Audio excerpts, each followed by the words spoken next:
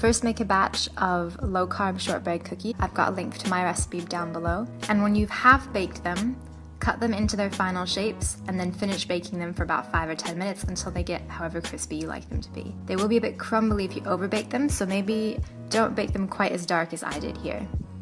Then you're gonna get a batch of low-carb caramel, and I've got a recipe for that as well, linked down below. And chill it in the fridge so that it's manageable and you can roll it in your hands. Add a little bit to the top of each of your biscuits. Make sure your biscuits are cooled when you do this, otherwise the caramel is going to melt.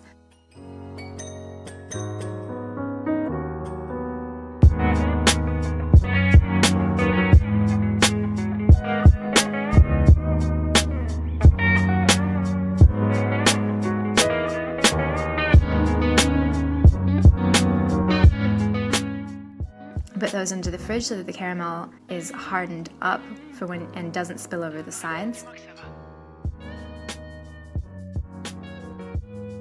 And when those are fully chilled, do the same thing we did for the Almond Joy bars, but we're gonna coat the tops first and we'll worry about the bottoms in a second. All right, so all that excess chocolate that dripped down, I'm gonna save that there.